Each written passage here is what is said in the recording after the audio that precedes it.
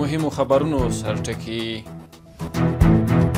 د ملګرو ملتونو د وګړو صندوق د افغانستان برخې له مسؤل سره د روغتیا د سرپرست وزیر کتنه.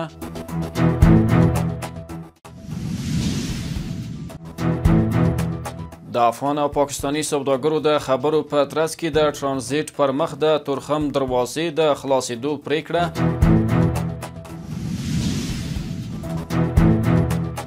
په افغانستان کې د نفت او غازو په برخه کې پانګونې ته د قرغیزستان او آذربایجان لیوالتیا.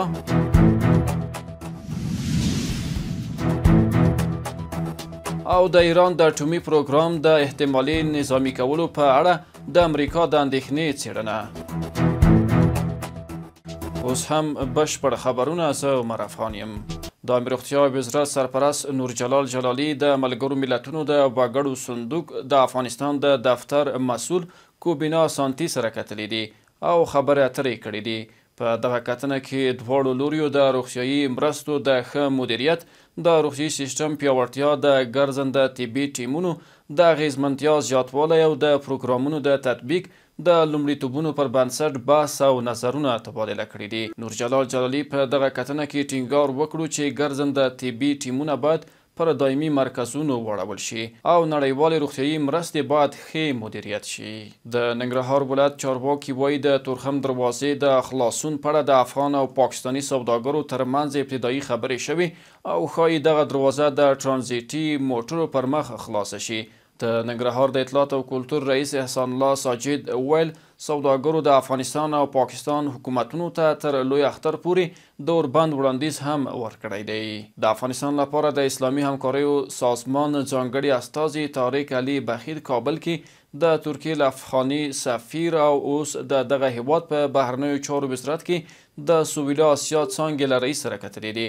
دغه کتنه چې د اسلامي همکاریو سازمان په سکرتریت کې شوې دواړو لورو د افغانستان د سیاسي، اقتصادي او بشري وضعیت په اړه نظرونه تبادله کړي او د افغانانو د ملاتړ او له اوسنیو چارواکو سره د بیلابیلو مسایلو په اړه د رغنده خبرو اترو د دوام پر ارزښت ټینګار شوی دی. د چاپیریال ساتنې ملي ادارې مسؤلینو ویلي چې د روان مریض کال په درشل کې د څه باندې 15,000 وحشي الوتونکو او ژویو د قاچاق مخه نیول شوې ده. د دغه ادارې چارواکي وایي چې په دغه مرغان او وحشي ژویو کې بازان، ټپوسان او بیلابیل ډوله نور وحشي ژوي شامل دي او له درملنې وروسته بیرته طبیعت ته خوشي شوي دي. د اوبو او انرژۍ وزارت وایي هیواد کې د 3 لویو بندونو د جوړولو چارې بشپړې شوې دي. د اوبو او انرژۍ وزارت وایي دغه وزارت د هیواد د اوبو د ښه مدیریت او د انرژۍ د تولید په موخه سږکال د کمال خان شعروس، عمري، کجکي، بخشاباد، آقاجان، پلاتوني او پاشدان د اوبو بندونو د پاتې چارو کارونه پیل کړي او له دې منځه بیا د کمال خان شعروس او عمري بندونو چارې بشپړې شوې دي. د دغه وزارت وایاند وایي د هرات د پاشدان د اوبو بند چارې بیا 95% پرمخ تللي دي او د پکتیکا د پلاتوني بند 60% چارې بشپړې شوې دي. د پنجشیر ولایت د صنعت او سوداګرۍ ریاست مسؤلینو په روان مریض کال کې له سیمه ییزو محصولاتو څخه د څه باندې 360 میلیونه افغانیو عوایدو د راټولولو خبر ورکړی دی.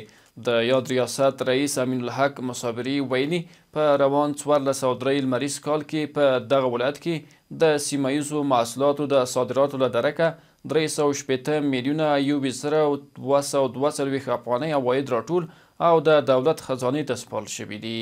قرغیزستان او آذربایجان افغانستان سره د همکارۍ او په ځانګړي ډول د نفت او غازو په برخه کې د کانونو پر پانګونې ته لیوالتیا څرګنده کړې ده. د قرغیزستان د کانونو وزارت پخوانی معین او د آذربایجان د کانونو وزارت پخوانی معین د افغانستان د کانونو او پیټرولیم وزارت له سرپرست هدایت الله بدري سره په کتنه کې دغه موضوع یاده کړې ده. د پاکستاني رسنیو د راپور له مخې پاکستان پریکړه کړې چې په دغه هیواد کې د ملګرو ملتونو او د دوی له حکومت سره سب 2.1 میلیون افغان کډوالو په بیلابیلو پړاوونو کې بیرته خپل هیواد ته ولېږدوي. بیا اسناد افغان کډوالو ته خبرداری ورکړل شوی چې د مارچ میاشتې تر 31 نیټې دغه هیواد پرېږدي. د نیوز د راپور پر بنسټ په 2023 کال کې ځینې کډوال د داوطلبانه ستنېدو پروګرام له لوري خپل هیواد ته ستانه شوي دي.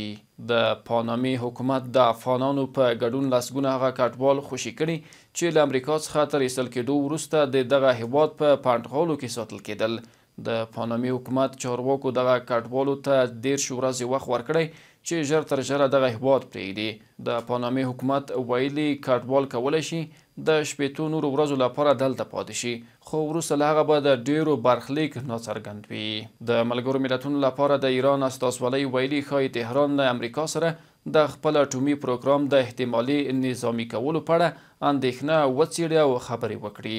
د ایران استازولۍ پر ایکس لیکلي که د مذاکراتو موخه د ایران د اټومي پروګرام د احتمالي نظامي کولو په اړه اندېښنې ته رسیدنه وي، نو داسې خبرې اترې ارزول کېدلی شي. خو استازولۍ ټینګار کړی چې که د مذاکراتو موخه د ایران د سوله ییز اټومي پروګرام ختمول وي، نو داسې خبرې اترې به هیڅکله ونه شي. تر دې وړاندې د امریکا ولسمشر ډونالډ ټرمپ ویلي و چې غواړي له ایران سره د اټومي تړون نوې هوکړه وکړي. د امریکا امنیتي ځواکونو د کولمبیا پوهنتون یو فلسطیني محصل نیولی چې فلسطین پلوي لارښوونکي مهم رول درلود. د رویټرز د راپور له مخې دا ګام د امریکا د ولسمشر ډونالډ ټرمپ د هغه ژمنې په لړ کې پورته شوی چې ویلي و د ځینو اسرائیلي ضد فعالانو پر وړاندې به اقدامات کوي. د امریکا د جمهوري غوښتونکو سناتور لینسي ګراهام خبرداری ورکړی چې که د ټرمپ حکومت اوکراین ته پوځي او استخباراتي مرستې بیرته پیل نه کړي، نو دا هیواد به د افغانستان په پرتله له لا خراب برخلیک سره مخ شي. هغه له فاکس نیوز سره په مرکه کې ویلي تر هغه چې اوربند نه وي شوی، زه د اوکراین لپاره د وسلو او استخباراتي معلوماتو د ورکولو ملاتړ کوم څو هغوی وکولی شي له خپل ځانه دفاع وکړي. همدارنګه راتلونکې اونۍ به د روسیې د بانکي او انرژۍ سکتور پر ضد بندیزونه وړاندیز کړم څو دا هیواد د خبرو میز ته راوستل شي. که روسیه د اوربند د سولې له مذاکراتو ډډه وکړي، باید سخت بندیزونه پرې ولګول شي. دا څرګندونې داسې مهال کېږي چې ټرمپ تېر اونۍ په ناڅاپي ډول اوکراین ته پوځي مرستې او استخباراتي معلومات بند کړل. بلخوا اوکرایني او امریکایي چارواکي نن په سعودي عربستان کې غونډه کوي چې له روسیې سره د جګړې د پای ته رسولو د څرنګوالي په اړه خبرې وکړي. د رویټرز د خبر له مخې امریکایي پلاوي به هڅه وکړي چې ځان پوه کړي او وګوري چې آیا کیف د ډونالډ ټرمپ او د اوکراین ولسمشر ولادیمیر زیلنسکي ترمنځ له لیدنې وروسته چې په لفظي شخړه بدله شوې وه د رښتینې سولې تړون سره لیوالتیا لري او که نه. ویل کېږي د یادې غونډې یوه مهمه موخه دا هم ده چې د امریکا او اوکراین اړیکو ته اوښتي زیانونه له سره ورغول شي. ارجنټاین کې د سیلابونو له امله د مړو شمېر 14 تنو ته لوړ شوی دی. دغه سیلابونه د ارجنټاین په بندري ښار باهیا بلانکا کې له سختو ورښتونو وروسته راوتلي دي. رویټرز د لومړیو راپورونو له قوله د قربانیانو شمېر 10 تنه ویلی چې اوس 14 ته لوړ شوی دی. سیمه ییزو چارواکو په دغه ښار کې 22 ساعته ویر هم اعلان کړی او د مرستې غوښتنه یې کړې ده. د کاناډا د بانک پخوانی مشر مارک کارني د 80 سلنو رایو په ترلاسه کولو سره د کاناډا د لیبرال ګوند د نوي مشر په توګه وټاکل شو. 59 کلن مارک کارني به ډیر ژر د جاسټن ټروډو ځایناستی شي، په داس حال کې چې ټروډو له 9 کلنې واکمنۍ وروسته له دندې ګوښه کیږي. کارني په خپلو تازه څرګندونو کې دا هم ویلي چې نوموړی به د ډونالډ ټرمپ پر وړاندې په سوداګریزو جګړو کې هم بریا ترلاسه کړي. او وروستی خبر مو دا چې د افغانستان د ساحلي فوټبال ملي لوبډله د 2015 کال آسیایي جام ملتونو سیالیو او یادو سیالیو ته په تمریناتي کمپ کې د ګډون په موخه نن سهار تایلند هیواد ته روانه شوه. د ساحلي فوټبال آسیایي ملتونو جام سیالۍ د روان میلادي کال د مارچ میاشتې په 20 نیټه د تایلند هیواد په کوربتوب پیلېږي چې افغانستان په سی ګروپ کې د ایران، متحده عربي اماراتو او اندونیزیا له ساحلي لوبډلو سره سیالي لري. دا د هیواد سیمې نړۍ مهم او روسي خبرونه. تر بیا ښې چارې.